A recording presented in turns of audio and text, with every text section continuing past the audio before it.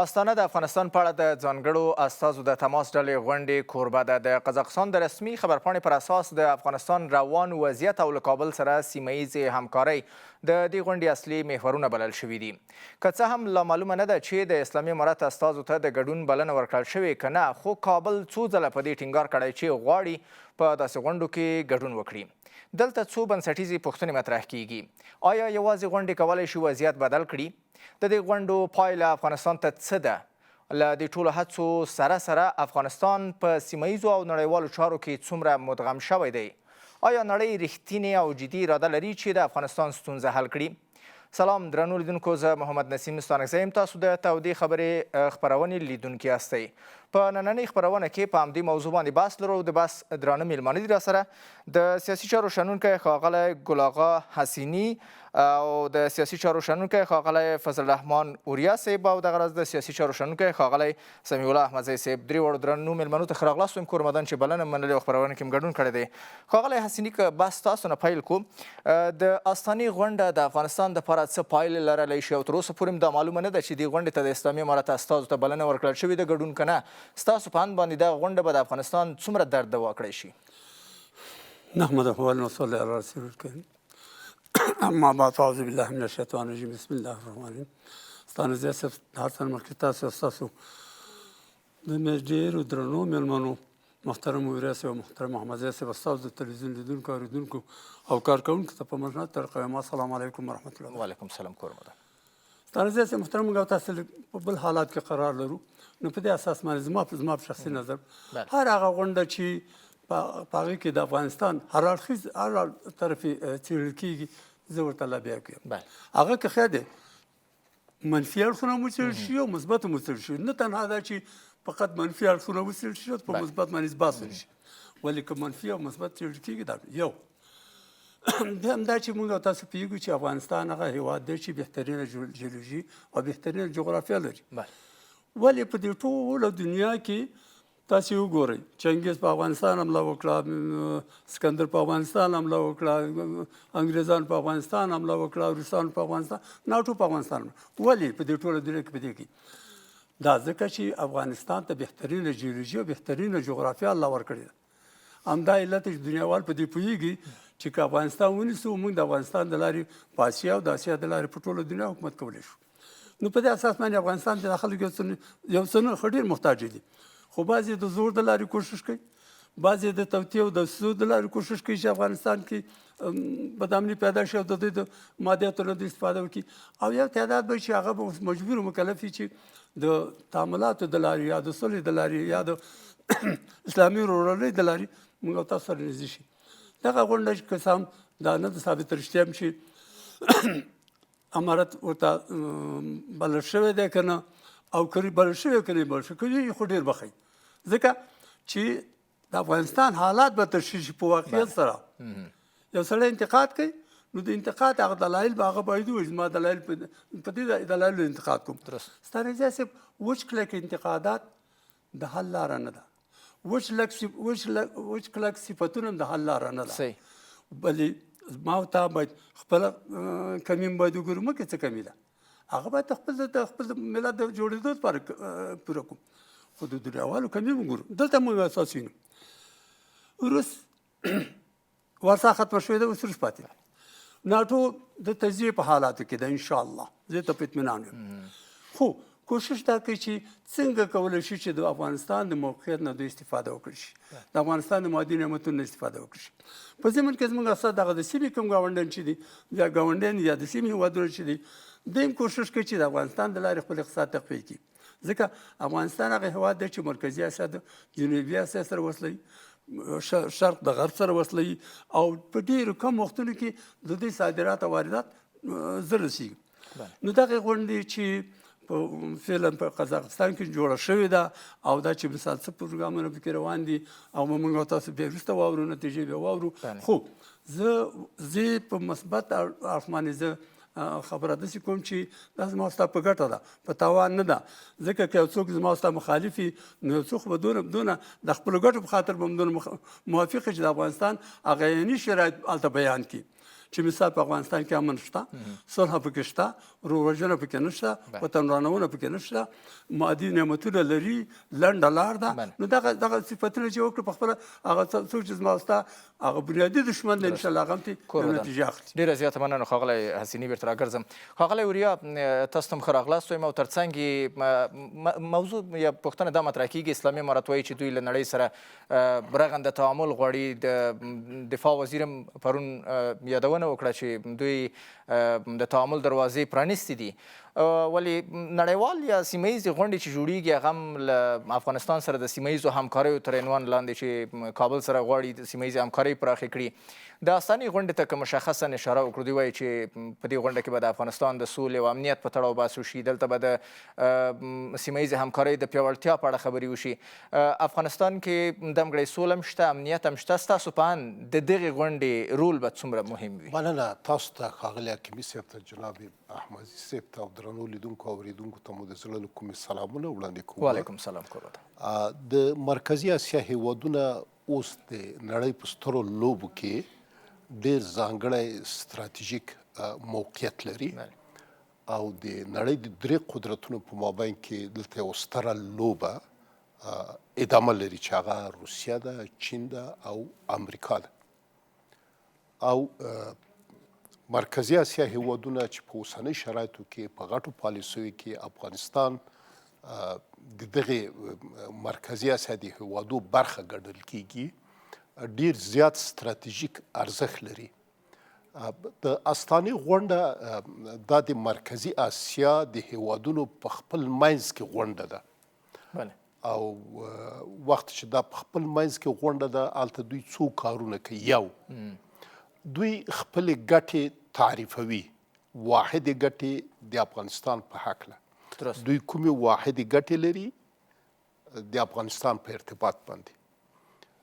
دویم، د دغو واحدو ګټو پر بنسټ باندې چې دوی تعریف کړي او لا یې تعریفوي، څنګه کولی شي له افغانستان سره په اقتصادي ډګر کې او په د وصل په ډګر کې همغږي رامنځته کړي. دا اقتصادي ډګر کې، سیاسي ډګر کې، امنیتي ډګر کې، ډیپلوماتي ډګر کې افغانستان سره همغږي رامنځته کړي.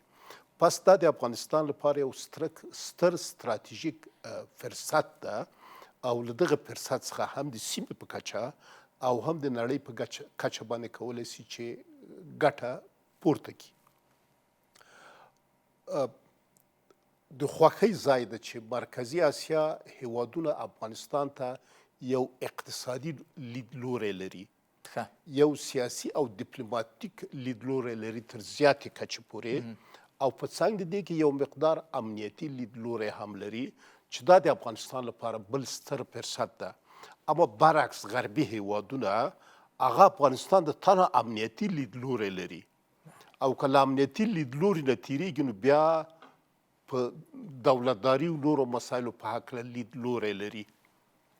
پس دا د افغانستان لپاره ستر فرصت ده چې څنګه کولی شي چې دغسې یو فضا رامنځته کړي چې بیروني هیوادونه نور د افغانستان لپاره امنیتي لیدلوری ونه لري بلکې اقتصادي لیدلوری ولري، د سیاسي ثبات لیدلوری ولري او نور شیان.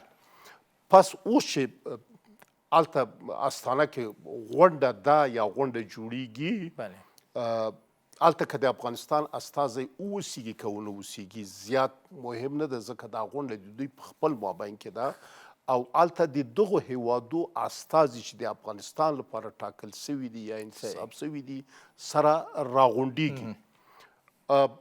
دوی طبیعتا د دوی مرکزي اسیا هیوادونو ګټې، اقتصادي ګټې، سیاسي ګټې او ډیپلوماتیکي ګټې له افغانستان سره په ستراتیژیک ډول باندې نښتي دي او څنګه کولی شو چې دغه ګټې نښتي دي د دې د عملي کولو لپاره ګډ ګامونه اوچت ډېره مننه ښاغلی وریا. بیرته راګرځم تاسو ته، په همدې به بیا بحث وکړو. ښاغلی احمدزی، ستاسو په اند باندې یوازې دغه ډول ناستې کولی شي د افغانستان سیاسي وضعیت کې اصلاح باندې تاثیر ولري؟ بسم الله الرحمن الرحیم. تاسو ته محترم حسني صاحب ته، قدرمن اوریا صاحب ته او ټولو لیدونکو ته السلام علیکم. هیله ده چې ټول روغ او جوړ اوسي. ډېر مننه. ګورئ دا غونډې د افغانستان په تړاو باندې یو منل شوی یو روان سایکل ده. کله چې اسلامي امارت رامنځته شوی داسې غونډې دلته ترسره کیږي او دغه غونډې چې د منځنۍ اسیا هیوادونه یې ترسره کوي تر ډیره د روسیې او د چین فشارونه یا د هغوی تمرکز ورباندې زیات وي. یعنی د هغوی د غوښتنې خلاف یا د هغوی د منافعو خلاف دوی نشي کولی چې داسې غونډې ایجاد کړي. نو په اوس وخت کې که چیرې تاسې وګورئ دا غونډې په داسې وخت کې رابلل کیږي چې د ملګرو ملتونو په امنیت شورا کې پر اسلامي امارت باندې د بندیزونو کمیټه یو کال لپاره نوره هم تمدید شوه او په دغه تمدید پروسه کې چینایانو او روسانو هم مثبته رایه ورکړې ده. یعنی هیڅ ممتنع او منفي رایه په دغه تمدید د کمیټو کې نسته. له هغې نه راوروسته کله چې دوی دا کړنه ترسره کوي نو لړۍ ته داسې ښیي چې چین او روسیه له اسلامي امارت سره تعامل د ملګرو ملتونو د سازمان یا د نړیوالو قوانینو په چتر کې کوي او له دې خلاف نه دي. د دې باوجود کله چې داسې سیمه ییزې غونډې د دوی تر چتر لاندې جوړیږي نو د دوی هدف دا ده کله چې د ملګرو ملتونو سازمان لخوا بندیزونه لګول کیږي نو دا د دې امکان جوړوي چې ممکن اسلامي امارت مطلق انزوا ته کش کاږي. سیمه ییزې غونډې روسان د دې لپاره جوړوي چې اسلامي امارت مطلق انزوا نه وساتي. اوسنۍ غونډه چې ایجاد شوې ده دا د دې کمیټې د بندیزونو نه وروسته یعنی تمدید نه وروسته ایجاد شوې ده او کله چې په تیر کال کې 14 میاشتې دغه غونډه کمیټه تمدیدوله هلته هم داسې غونډه رابلل شوې ده سیمه ییزه غونډه او د دې غونډې عمده هدف دا ده چې روسان او چینیان کوشش کوي چې د منځنۍ اسیا له ادرس نه اسلامي امارت یا افغانستان مطلق انزوا ته کش نه کاږي ځکه دوی پر دې باور باندې دي که چیرې نړیوال بندیزونه او له اسلامي امارت سره تعامل نه وي نو په کور دننه به په افغانستان کې بشري وضعیت او اقتصادي وضعیت خراب سي چې په هغه صورت کې به په داخل د افغانستان کې مخدره توکي او د دوی په اصطلاح تروریستي ډلې تقویه سي چې دا به منځنۍ اسیا او بالخصوص روسانو ته خطر ایجادوي. نو د دغه د کنټرول لپاره دوی کوشش کوي چې د منځنۍ اسیا هیوادونو له اسلامي امارت سره یو اقتصادي او سیاسي تعامل ته بوزي د دې په خاطر چې اسلامي امارت مطلق انزوا ته لاړ نشي. یعنی دا د یو ستراتیژیک تعامل په شرایطو کې یو کنټرول شوی انزوا ده چې روسان او چینیان غواړي چې دلته رامنځته کړي. دوهم هدف د دې غونډې دا ده چې روسان او چینیان هڅه کوي چې د منطقي قوه منسجمه کړي. یعنی په انفرادي ډول باندې باید په اسلامي امارت باندې قوې وارد نه شي ځکه چې اسلامي امارت بیا په کنټرول شوی انزوا کې نه ساتل کیږي.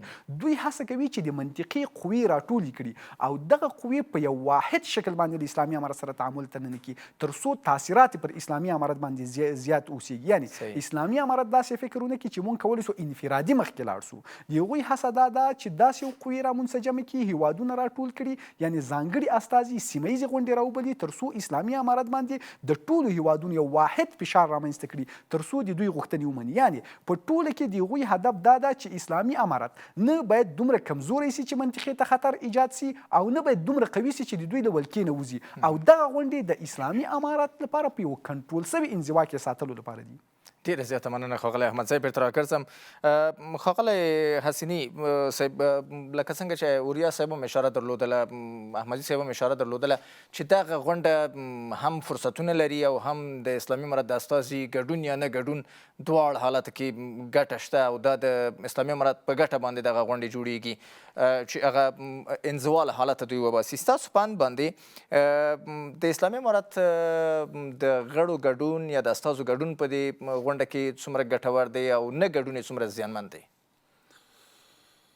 ستانه صاحب محترم ما مخکې مو ویل چې دا غونډې چې د افغانستان په نوم باندې جوړیږي زه ورته بیا کوم ښه خبره ده ځکه که منفي اړخونه هم ترشح کېږي نو مثبت هم هلته پکې ویل کېږي او بیا د سیمې هېوادونه بالخصوص مرکزي اسیا هېوادونه ما ته ډېر محتاج دي نسبت مونږ ته چې مونږ ځان محتاج ګڼو ځکه هغوی د خپل اقتصاد د تقویې دپاره بهترینه لار ورته همدا ده چې دنیا ته ځان ورسولی شي په لنډو وختونو کې په کم وختونو کې رالود په مشران وایي په کوم میدان کې چې ته نه وي ستا دښمن به ناست دې ته باید موږ خوشحال نه شو چې زموږ نماینده پکې نشته دا چې اوس نشته خو نشته خو باید وي پکې ځکه چې زما نماینده پکې وي نو د هغې منفي هغه کوم فکر چې ورته ورکړل شوی دی د هغې په هغې باندې به ورته کار وکړي او هغه فکر به بیرته مثبت طرف ته ورته راواړي. مثال تر ننه پورې ما ورته باندې دا تورونه دي که نه چې هلته ترهګر دي او دلته بد امني ده او دلته دا مشکلات دي او دلته ډلې روزل کېږي. اوس دا خو د تفاهم د لارې هلته موږ او تاسې دا ویلی شو چې ترهګر چې شته دی خو ځکه دا ترهګر خو به یو انفجار به کوي انتحار به کوي وژنه به کوي افغان وادونه به کوي. تاسې کله واورېدل چې یو ډلهییز پروګرام وشو نو دا دلیل خو هغې ته ویل پکار دي. یا مثال د حقوقو بشر وایي د انسانیت خلاف باندې خبرې چې کوي دا خو چې دا به موږ او تاسې په خپله ښه تعریف کړی شو خو چې اوس نشته زه په دې باوري یم ستانه زیسه محترمه چې هیوادونه کوشش کوي چې افغانستان ته نږدې شي د خپل اقتصاد پیاوړتیا په خاطر د خپل راکړې ورکړې په خاطر. نن تاسو وینئ چې د غربیانو د شرقیانو لارې سره بېلېدونکي دي دا ډېرې مخکې بېلې شوي وي کله چې دوی د ایمان ظواهري د مرګ خبره وکړه د هغې نه مخکې دا بېله شوې وه. چین، روس، ایران، هندوستان په هغه وخت کې چې عمران پاکستان سره راځم په هغه وخت کې دوی غوښتل چې یو پکت اقتصادي جوړ کړي او د افغانستان د لارې د خپل اقتصاد تقویه کړي او افغانستان په رسمیت وپېژني. متاسفانه چې د ایمان ظواهري مسله پکې راغله نو دنیاوال بیرته شاته شو د رسمیت پېژندلو.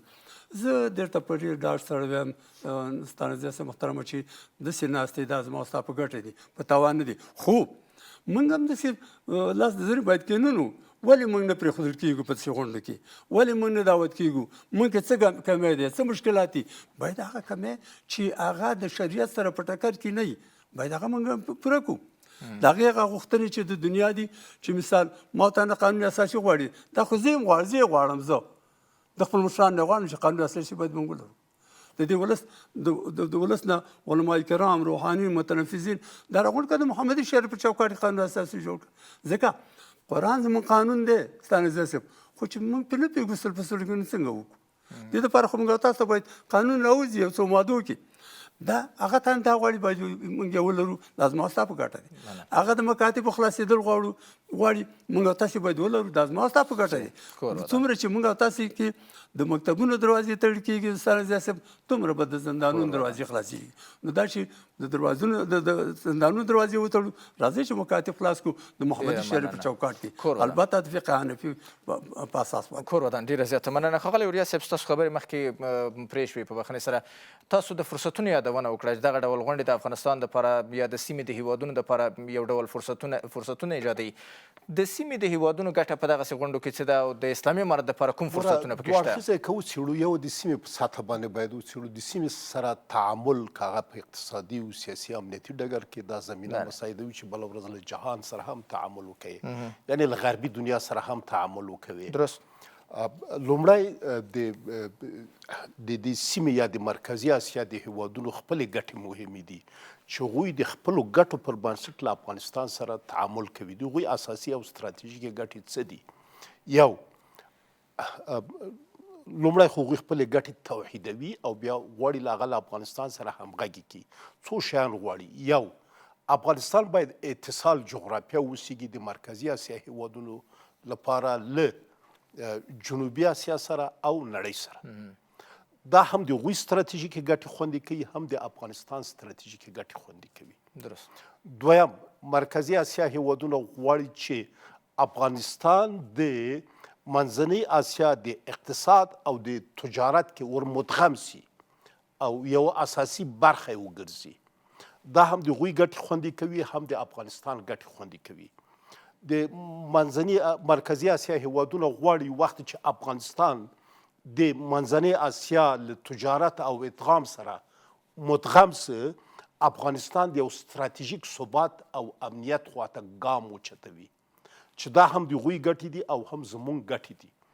او بل د مرکزي اسیا هیوادونه غواړي چې له افغانستان سره پراخه تجارت ولري او په افغانستان کې اقتصادي سرمایه ګذاري وکوي چې دا د دواړو په ګټه دي. او په څنګ د دې کې د افغانستان له لارې غواړي چې خپله انرژي که هغه ګاز ده که هغه نفت دي که هغه برق ده صادر کی و مرکزی جنوبي اسیا هیوادونو ته چې دا د دواړو لورو ستراتیژیک ګټې خوندي کوي.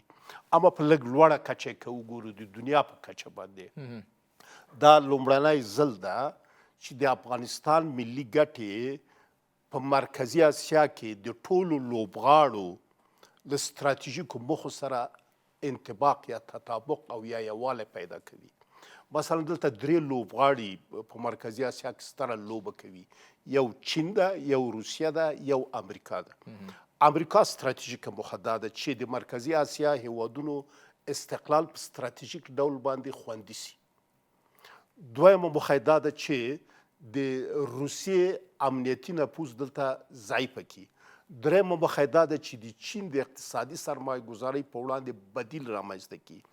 څلورمه موخه دا ده چې د مرکزي اسیا د هیوادونو اقتصاد، تجارت، ترانزیت، ترانسپورت او د انرژي صادرول نور د روسانو له لارې د روسیې له لارې ونسي او په دې باندې چینایان هم ولکه ونه لري. دا د افغانستان له لارې جنوبي اسیا هیوادونو او نورو هیوادونو ته صادر شي.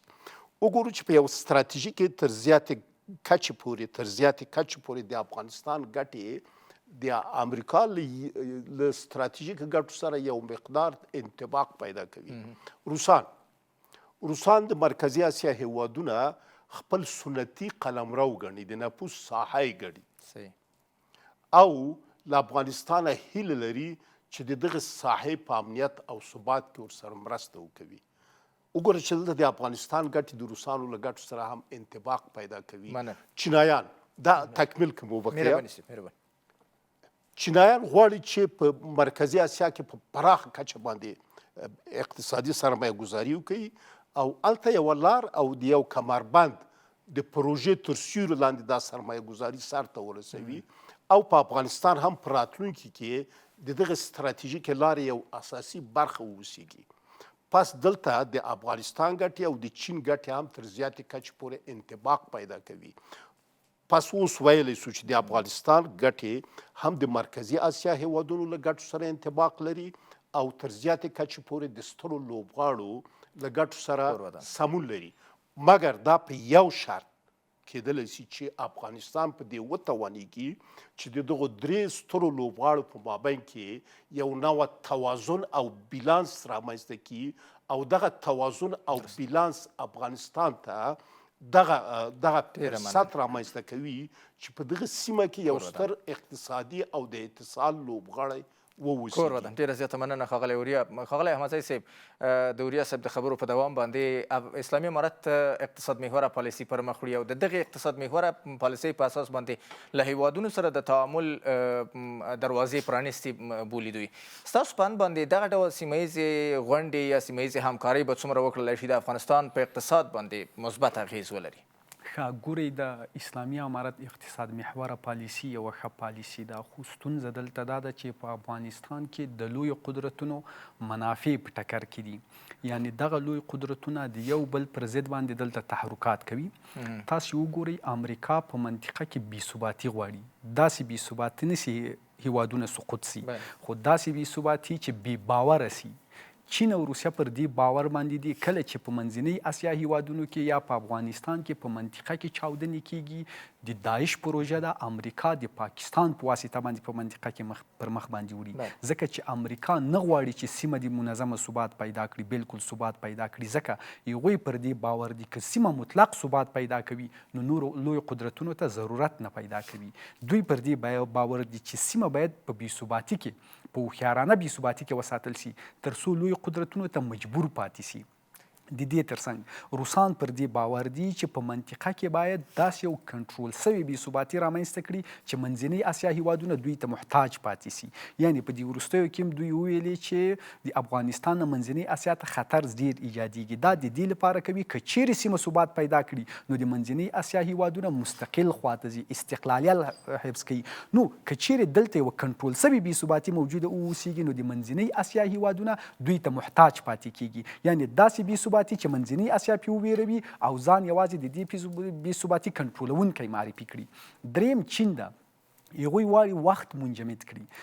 افغانستان داسې وساتي چې نه دومره قوي لاړ شي چې له غرب سره اړیکې پیاوړې شي او تجارتي روابط له هغوی سره فراخ کړي، نه دومره کمزوری شي چې دوی ته د افغانستان سره له مرزونو نه خطر ایجاد کړي. نو د هغوی غوښتنه دا ده چې افغانستان په داسې یو حالت کې وساتل شي، د افغانستان په معدنونو باندې او دلته تجارتي موارد باید دوی مخکې بوزي. که چیرې افغانستان ثبات ته ځي، مخکې ځي، نو د دې پر ځای باندې له چینیانو سره په افغانستان کې توازن رامنځته کیږي چې بیا غربیان امریکایان هم دلته راځي د سرمایه ګذاري لپاره. نو د دې په اساس باندې چې افغانستان د اقتصادي محور په اجنډا کې یوازې چینایانو پورې محدود پاتې شي، نو افغانستان باید د کنټرول سوي بې ثباتۍ او منل سوي حقیقت ترمنځ ځوړند وساتل شي. د دې په اساس باندې چینایان خپلې ګټې دلته تامین کوي.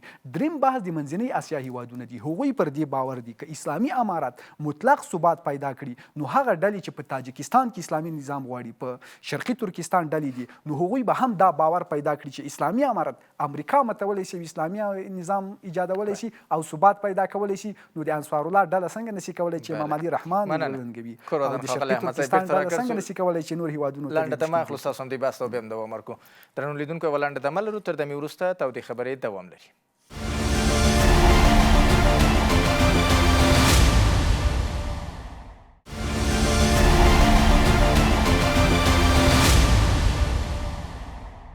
درنو لیدونکو بیا هم ښه راغلاست. ښاغلی احمدزی ستاسو بحث مخکې پرېښو، مهرباني. نو د منځنۍ اسیا هیوادونه له دې نه ویرېږي که چیرې اسلامي امارات د نړیوال نظم نه د نه منلو، یعنې په دغه شکل باندې یو دغسې نظام جوړ کړي چې په نړیواله کچه باندې بېساری واوسېږي، نو هغه ایډیالوژیکې ډلې چې له دوی سره همغږي لري هغوی به په منطقه کې لا تحرکات زیات کړي. دوی داسې فکر کوي، مثلا پاکستان تاسې وګورئ په منطقه کې داسې تصویر خوري، کله چې اسلامي امارت راغلی ټي ټي پي هلته جګړې اضافه کړي دي. دوی داسې فکر کوي که چیرې اسلامي امارت ثبات پیدا کوي نو ټي ټي پي لا قوي کیږي، او ټي ټي پي داسې فکر کوي که چیرې لکه څرنګه چې اسلامي امارت کولی شي چې ناټو امریکا ته ماته ورکړي، زه څنګه نسم کولی چې د پنجاب حکومت ته ماته ورکړم. دا ویره ده. مثلا د شرقي ترکستان ډلې، د انصار الله ډلې، مهدي ارسلان هم داسې فکر کوي چې اسلامي امارت دلته داسې حکومت جوړولی شي د غرب د نړیوالو بندیزونو سره، همدارنګه د نړیوال بانک نه بغیر، د ملګرو ملتونو سازمان نه بغیر ثبات پیدا کوي او پرمختګ کولی شي. نو زه څنګه نسم کولی چې په منځنۍ اسیا هیوادونو کې هغه هیوادونه مثلا د تاجکستان حکومت د دا نسکور کړم، اول ته اسلامي نظام ایجاد کړم. نو دا منطقه له دې نه ډارېږي. بل بحث یې دلته دا ده که چیرې اسلامي امارت ثبات پیدا کوي نو د دوی له کنټرول نه ووځي. کله چې د دوی له کنټرول نه ووځي، د دوی فشار بیا تاثیرات نه کوي، یعنې دوی به په افغانستان کې کنټرول نه لري، ځکه دلته به نوره نړۍ رانږدې کېږي، غربیان به رانږدې کېږي، شرقیان به رانږدې کېږي، مثلا نور هیوادونه عرب هیوادونه به دلته رانږدې کېږي. نو په هغه صورت کې دلته یو توازن ایجادېږي چې د دوی ګټې ګواښل کېږي. ګواښل که هم نه ګواښل شي، دوی ګټې کمیږي. په هغه شکل کې چې اسلامي امارت له هغوی سره تعامل ونه لري، کومې ګټې چې دوی تامین کېږي، په هغه صورت کې چې د نړۍ سره تعامل لري، بیا د دوی ګټې خوندي نه پاتې کېږي. بله، ډېره زیاته مننه ښاغلی احمدزی. بېرته راګرځم درته. ښاغلی حسیني صاحب، د نړۍ پر ژمنو باندې باور څومره کیدی شي؟ نړۍ تل افغانستان کې د ثبات، افغانستان کې د سولې ژمنې کوي، د دې شعارونه ورکوي، ولې په عمل کې یو څه نه ښکاري؟ اوس چې دغه ژمنې کېږي، دغه ډول غونډې کېږي، په دې څومره باور کیدی شي واقعا؟ ستانزیت د نړۍ خو په خپله ویشل شوې ده. نړۍ نه د هغه متحده نړۍ چې په 1940 کې جوړ شوه، دا خو په خپله ویشل شوې ده. په پښتونو باندې ویشل شوې ده، په طرفونو باندې ویشل شوې ده. اوس لوی خبره چې کومه مهمه ده هغه دا چې دا پرونی حالات نه دی. پرون حالت موږ تاسو لیدل چې مسلحانه جنګونو د لارې دوی کوشش کوي چې خپل اقتصاد تقویه کړي او د نورو د مادي نعمتونو استفاده وکړي. اوس الحمدلله هغه سیستم د منځه تللی. اوس همدا خبره ده چې اقتصادي ګټو خبره ده، د اقتصادي رقابت خبره ده، د جنګ و جدل خبره نشته. لکه څنګه چې مشرانو امریکا ته مشارک دا واقعیت دی. امریکا هم غواړي چې په افغانستان کې خپلې ګټې په نظر کې وساتي، د خپلو ګټو نه دفاع وکړي او د چین مخه ونیسي، د روس مخه ونیسي. د دوی ټول رقیبان دي په اقتصادي لحاظ، دا هغه غواړي. همدغسې چین او روس هم خپل اقتصاد تقویه کول غواړي. خو د دې په خوا کې د سیمې هېوادونه هم کوشش کوي چې د خپلو مادي نعمتونو نه د یو د بل په همکارۍ باندې سره استفاده وکړي. افغانستان هغه هېواد دی چې په دې وختونو کې کولی شي، ډېر زر کولی شي، منتها همدومره چې یو خپل منځي وحدت وساتلی شي د افغانستان ولس او دولت او ملت، او وکولی شي چې د خپل مادي نعمتونو ته د یو ارزښت په صفت وګوري. داسې نه لکه څنګه چې موږ تاسو وینو چې اوس په دې وختونو کې معدنونه استخراجېږي. دا شرکتونو ته ورکړي دي. هغه شرکت کې مسلکي انجینر نشته، هغه د معدن په پیژندلو کې د ما نه پسې بدتر دی. هغه فقط دونه دی چې تورې که د علي که دلته تللی او راځه دلته بمونه انفجاروه. نو 80% معدن موږ په بمونو تخریبو، 20% موږ استفاده کوو. نه، موږ او تاسو ته الله بهترین نعمتونه راکړي دي، مادي نعمتونه راته راکړي دي، ګاز لرو، نفت لرو، لکه څنګه چې مشرانو اشاره وکړه، قیمتي کاڼي لرو، ځنګلونه لرو، اوبه لرو، د هر څه نه مخکې اوبه لرو. دغه اوبه موږ او تاسې که د خپلو اوبو نه استفاده وکړو، موږ او ستاسو صنعتګر بیا کولی شو چې د دنیا د صنعتګرانو سره رقابت وکړي مثبت. ځکه موږ خو برق د بل چا نه راولو. نو مانده دا پیاله چې ما ته په 100 روپۍ تمامېږي، هغه ته په 5 روپۍ تمامېږي. نو هغه کې په 6 روپۍ ورکړي، 1 روپۍ ګټه کوي. خو که ما ته که په 6 روپۍ ورکوو 14 روپۍ کې تاوان کوو، نو دلته مشکل دا دی. ستانه سے محترم از ما نظر دا دی، غوښتنه مې دا ده بهترین کار دی دا کومه غونډه چې شوې ده، دا زما سره د خوشحالۍ لپاره نه ده. همدا مرکزي اسیا وه چې پرون روس سره ولاړو او ما افغانستان یې دړې وړې کوه.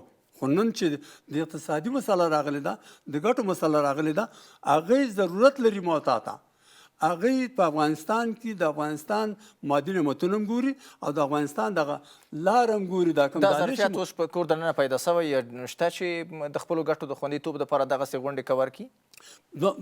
زما نظر خو دا دی چې موږ هم باید د دې جوګه شو چې دغسې غونډې موږ په خپل مملکت کې سر دایرې کړو او د نورو غونډو ته ورشو.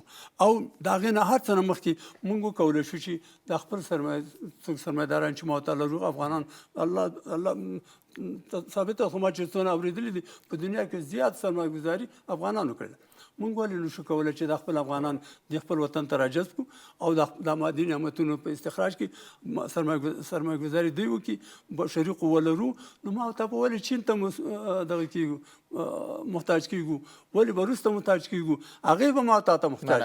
بخښنه غواړم که چېرته په دې اقتصادي جنګ کې ستانکزی صاحب موږ او تاسې د هوش نه کار واخلو او د مشورو نه کار واخلو، د فني او مسلکي اشخاصو د نظریاتو نه کار واخلو، زه درته په اطمینان ویم ته دا مه وایه چې ما ولې پرسمت نه پېژنې.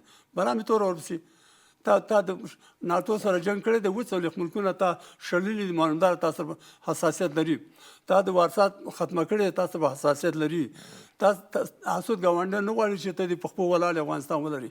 تا خو ما ته خو کور دی که نه، ما ته ولې خپل کور نه آبادوو؟ د خپل کور د آبادۍ دپاره زما نظر دا حل لاره کې به ستاسو نظر واخلم. ختم نه مې غوښتنه ده چې دغسې غونډو ته باید خوشحاله شو، خو د داسې غونډو د تطبیق دپاره باید ما ورته شرایط ورته مساعد کړو. بله، ډېره مننه ښاغلی حسني صاحب. ښاغلی وریا صاحب، د سیمې هیوادونه د اسلامي امارت په تړاو باندې فکر کوئ یو ګډ تعریف لري چې وکړلی شي د دغه تعریف په اساس باندې رامخته شي؟ بله، د سیمې ټول هیوادونه او په ځانګړي ډول د مرکزي اسیا هیوادونه د افغانستان لپاره ګډ تعریف لري. یعنی د دوی ستراتیژیکې ګټې د افغانستان له ملي ګټو سره ارګانیک پیوند لري او دوی خپلې ګټې تعریف کړي دي. ټول په یو غږ په افغانستان کې ثبات او امنیت غواړي او ټول په یو غږ باندې غواړي چې افغانستان د مرکزي اسیا د اقتصادي سیستم یو اساسي برخه اوسیږي او د اقتصادي او تجارتي میکانیزم یو اساسي برخه اوسیږي. د مرکزي اسیا هیوادونه په دې باندې باوري دي چې د مرکزي اسیا هیوادونو پرمختګ، امنیت او ثبات په افغانستان پورې تړاو لري. نو پر دې بنسټ باندې دوی په ستراتیژیک ډول کوشش کوي چې خپلې ګټې له افغانستان سره همغږي کړي او افغانستان هم طبیعتا خپلې ستراتیژیکې ګټې له مرکزي اسیا هیوادونو سره همغږي کوي. باید عرض کړم چې تر زیاتې کچې پورې دا د افغانستان کورني مدیریت پورې اړه لري چې څنګه کولی شي د مرکزي اسیا له هیوادونو سره په یو ګډ اقتصادي میکانیزم، سیاسي میکانیزم او امنیتي میکانیزم کې ګډ کار وکړي او د یو ګډ ستراتیژي د پلي کولو لپاره ګامونه اوچت کړي. دا د افغانستان کورني مدیریت پورې اړه لري چې څنګه کولی شي د چین او امریکا په مابین کې خپلې ګټې توازن وساتي او څنګه کولی شي د امریکا، چین او د روسیې په مابین کې د خپلو ګټو توازن وساتي. دا هیڅ دغه قدرت پورې اړه نه لري او هیڅ قدرت نسی کولی چې دا دیکتي کړي چې ته زما دا ګټې خوندي کړه، خو د چین دا ګټې تر پښو لاندې کړه. نه چین دا کار کولی سي، نه روسیه دا کار کولی سي او نه هم امریکا. او تر اوسه پورې تر زیاتې کچې پورې د افغانستان حکومت دغه مدیریت په ښه شکل باندې پر مخ باندې بیولی ده. اما پاتې دې نه وي چې څو موده مخکې یو ازبکستاني تحلیلګر یو مقاله نوشته کړه او په هغې کې وویل چې په راتلونکو 4 کلونو کې به افغانستان د سیمې یو اقتصادي لوبغاړی اوسیږي او افغانستان به د سیمې د اقتصادي اتصال یو اساسي محور اوسیږي. پس په یو ستراتیژي کې د افغانستان لپاره ډیره ښه راتلونکې شتون لري او موږ د راتلونکي خواته په مطمئن ډول او په یو ښه مدیریت باندې باید ګامونه اوچت کړو. اما راځو رقابت کاملا د 3 سترو هیوادونو په مابین کې اقتصادي ده، سیاسي ده او ډیپلوماتیک ده، یعنی له نیابتي ډلو نه حمایت شتون نه لري. په افغانستان کې هیڅ ډله شتون نه لري چې هغه د مرکزي اسیا هیوادونو امنیت تر ګواښ لاندې راولي. په تیرو 15 کلونو کې د افغانستان له جغرافیا نه د ازبکستان نه د کوم بل مرکزي اسیا هیوادونو امنیت ګواښول سوی ده. 2-3 پیښې چې له تاجکستان سره په سرحد کې سوي هغه مسؤلیت هم داعش په غاړه اخیستلی چې دا نیغ په نیغه پاکستان پورې اړه لري او د پاکستان نظامي حکومت پورې اړه لري. بل شی چې عرض کړم د امنیت د شورا وروستۍ پرېکړه ده. په ډېر تعصب سره باید ووایي چې په امنیت شورا نور هغه د نړۍ امنیت شورا نه ده، هلته یو مسخره بازي ده. مثلا پاکستان د افغانستان دغه کمیټې رئیس ته چې د افغانستان تحریمونه څاري او مدیریت کوي. پاکستان په امنیت شورا کې دغه کمیټې رئیس ته چې د تروریزم په ضد مبارزه کوي. پاکستان دغه کمیټې رئیس ته چې همدغسې نور سازمانونه هم باید نظارت په باندې وکوي. پس دا یو مسخره بازی ده. پاکستان نظامی حکومت د نړۍ مشهور تروریستي حکومت ده او په نړۍ کې پیژندل سوی ده. او نن همدې حکومت ته د امنیت د شورا هغه کمیټه ورسپاري چې د نړۍ کې د تروریزم پر ضد مبارزه وکوي. پس دا په دې معنی لري چې لیوه ته رمه ورسپاري چې د دې محافظت او امنیت وکوه، یا غله ته د بانک امنیت ورکړی ده چې ته دا د بانک امنیت خوندي کړه. پس د امنیت شورا کې دغسې پرېکړې د نړۍ لپاره یو مسخره ده، د امنیت شورا لپاره توهین او تحقیر ده او نړۍ ته په سپکه سترګه کتل دي. او دغسې پرېکړې سره له دې چې د افغانستان په کورني او بهرني سیاست باندې منفي اغېزې نه لري بلکې مثبتې اغېزې لري. ډېره زیاته مننه ښاغلی وریا. بیرته راګرځم جمعبندي کې به ستاسو نظر ولرم. ښاغلی احمدزی، ستاسو په اند باندې اوس چې نړۍ تقریبا هغه د قدرتونو سیالۍ دلته روانې دي، ستاسو په اند باندې په کور دننه دا ظرفیت شته که نشته؟ څومره اړتیا ده ورته چې یو ځل بیا افغانستان د دغسې قدرتونو د سیالۍ قرباني نه شي او وکړلی شي هغه توازن ته چې اړتیا ده هغه وساتلی شي؟ ښه، که چیرې تاسې فکر وکړئ په تیرو 4.5 کلونو کې اسلامي امارت له خپل دریځ نه هېڅ شاتګ نه کوي. یعنی دوی چې په خپل دریځ باندې درېدلي پر همغه دریځ باندې ولاړ پاتې سوي دي او دغه دریځ چې اسلامي امارت پر دې باندې ولاړ ده او دغه رقم اسلامي نظام ایجاد کړی ده چې په نوره نړۍ کې په دې قسم اسلامي نظام نسته. یعنی اسلامي هیوادونه نسي کولی چې د نړیوالو له ویرې یا د نړیوال چې کوم نظم ایجاد کړی و د هغې نه بغیر د اسلامي نظامونه ایجاد کړي. تاسې وګورئ پاکستان هم ځان ته اسلامي نظام وایي خو هغه یو اسلامي نظام نه ده. یعنی هغه کوم موارد چې دي هغه دوی پر ځان باندې منلي، هغه که چیرې د اسلام او قواعدو خلاف هم اوسیږي. نو اوس په دغه شکل باندې نظام کله چې منځنۍ اسیا هیوادونه وایي چې له افغانستان نه موږ ته خطر ده، خطر پر دې معنا باندې نه چې هغه ډلې چې دوی ته خطر ایجادوي هغه دلته موجودې دي. هغوی پر دې باور باندې دي چې دغه فکر یا دغه انګیزه چې اسلامي امارت دلته اسلامي نظام جوړ کړی، هغه ډلې چې په دې هیوادونو کې موجودې دي هغوی هم دا انګیزه اخلي او دلته د اسلامي نظام د غوښتنو بحث مطرح کوي. نو دوی د دغه نوعیت د نظام نه ویریږي. کله کله تاسو چې فکر وکړئ دوی وایي چې ټولګډونه حکومت دی جوړ کړي، په دې وروستیو کې د دوی دا خبره هم ډېره کمزورې سوې ځکه تاثیرات یې ډېر نه ول.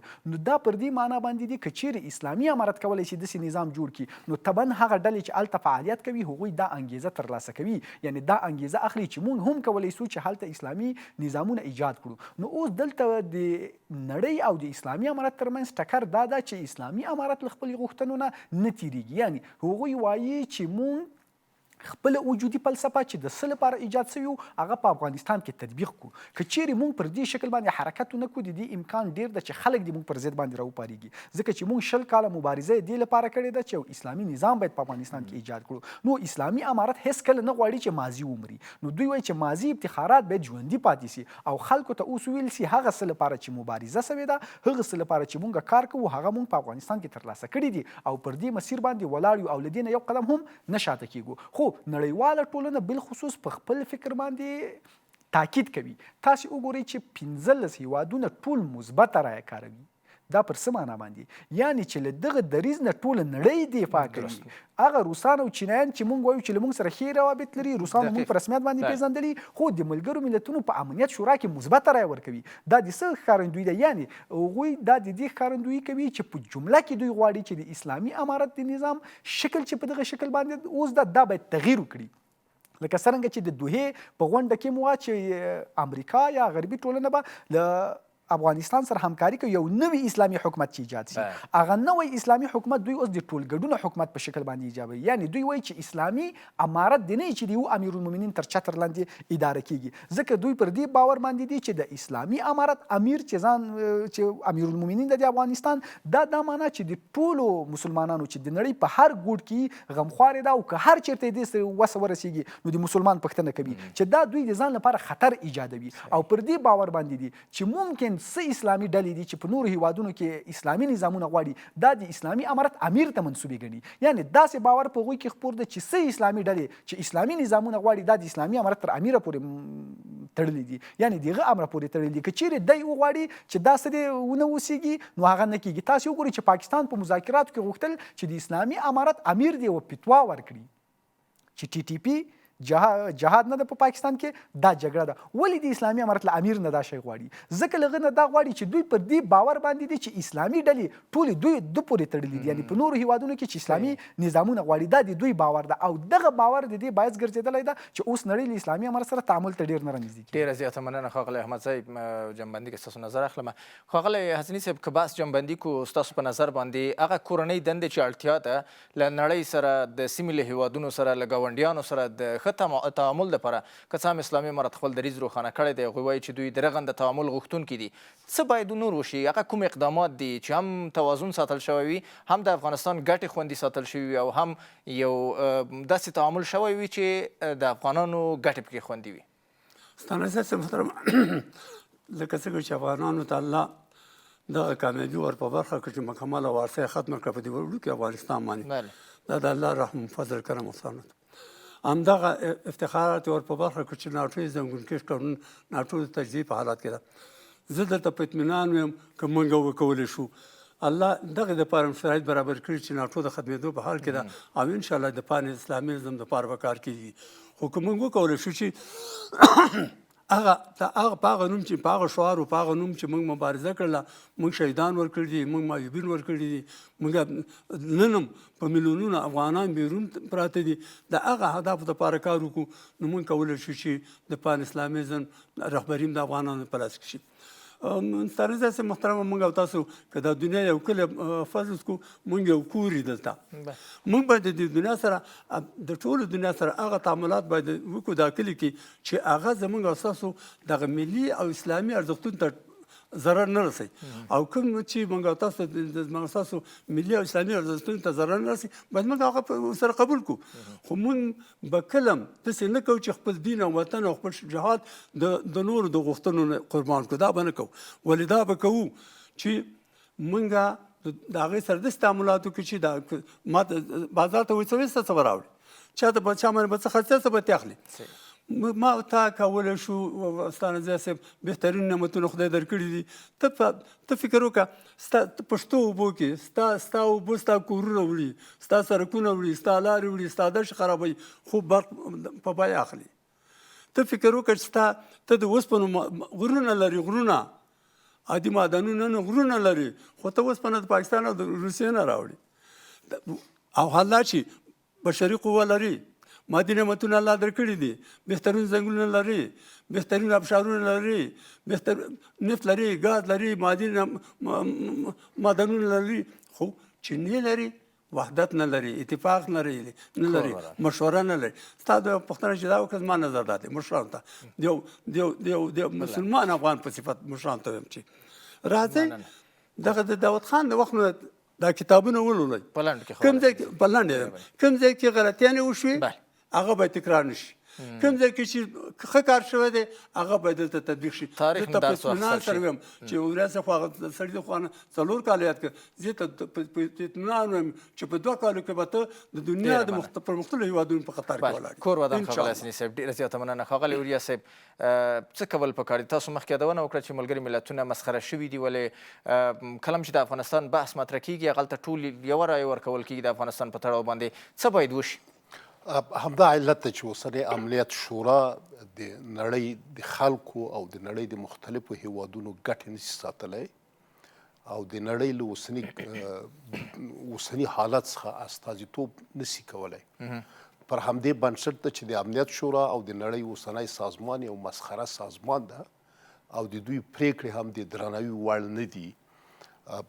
ځکه چې د نړۍ په امنیت شورا کې چې پاکستان ته داسې دندې ورکول کیږي چې پاکستان ټول عمر غیر له ترور و انفجار نه بل کار نه ده کړی دغسې د امنیت شورا او د دوی پریکړې اصلا نړۍ ته د منلو وړ نه دي اما راځو د افغانستان ژوند حیات او بقا سیمې پورې تړاو لري موږ امریکا نه نفت و ګاز یا غوړي نسو راواردولی یا تجارت ورسره نسو کولی مګر دا ګاونډي هیوادونه دي او دا د سیمې هیوادونه دي چې زموږ ټول تجارت تقریبا له همدوی سره ده د موږ راکړه ورکړه ټوله له همدوی سره ده اړینه دا ده چې افغانستان د سیمې په امنیتي اقتصادي او تجارتي میکانیزمونو کې مدغم سي او یو برخه یې وګرځي چې دا هم د سیمې هیوادونو غوښتنه ده او هم د افغانستان غوښتنه ده او هم د نړۍ د سترو لوبو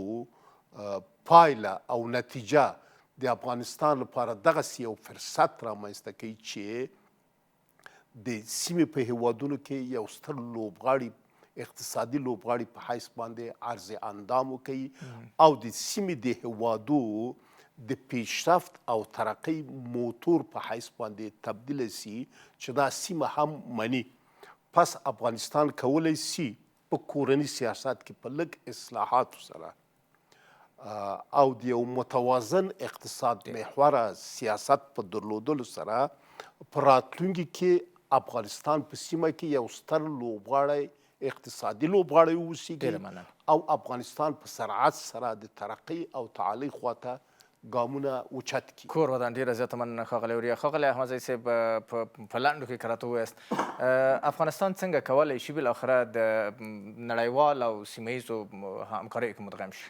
ګورئ یو مسله ډیره مهمه ده. وګورئ چې اسلامي هیوادونه هم ډیر نه غواړي چې اسلامي امارت په دې شکل باندې په رسمیت وپېژني، ځکه تاسو وګورئ اردوغان، خامنه‌ای، د سعودي ولیعهد، دوی د اسلامي نړۍ د مشرتوب دعوه کوي. کله چې اسلامي امارت په رسمیت باندې پیژندل کیږي، هغه چې ناټو ته ماته ورکړي او د امریکا غوښتنې نه مني، نو څنګه به اسلامي نړۍ پر هغو باندې راټوله سي؟ نو د اسلامي امارت په رسمیت پیژندل د دوی مشري ته خطر ایجادوي او هغوی پر دې باندې ډارېږي، نو ځکه هغوی هم دلته د تغییر غوښتونکي دي، غواړي چې تغییر رامنځته سي. دوهم، زه پر دې باور یم چې موږ باید له غرب سره خپلې اړیکې جوړې کړو. سیمه د لویو پالیسیو له جوړولو نه عاجزه ده. روسان او چینایان نشي کولی چې اوږدمهالې ستراتیژیانې جوړې کړي. د هغوی ستراتیژیانې لنډمهالې دي. دوی ونه توانېدل چې په سوریه کې د بشار الاسد حکومت حفظ کړي او له 500 کلونو نه دې ډېر لاړ شي. خو امریکا د چې اوږدمهالې ستراتیژیانې جوړوي.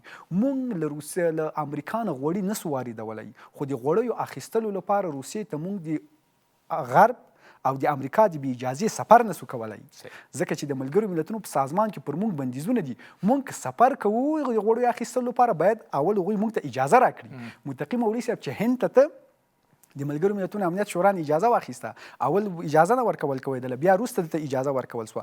یعنې دغه بندیزونه چې موږ باندې لګېدلي دي د امریکا په کنټرول کې چې ډېر دي، هغوی کولی شي چې موږ سفر وکړو، سفر ونه کړو، او سیمه له دې حالت نه عاجزه ده. بیا پر دې باور باندې یم چې له غرب او امریکایانو سره خپلې اړیکې باید پراخې کړو. ډېره زیاته مننه کور مدان د بحث ګډونوالو چې په خپرونه کې مرا سره ګډون کوو په موضوع بحث تلو. ډېره زیاته مننه درنو لیدونکو، له تاسو هم مننه چې د خپرونې تر پای شیبو را سره وئ. تر بلې خپرونې د الله په امان.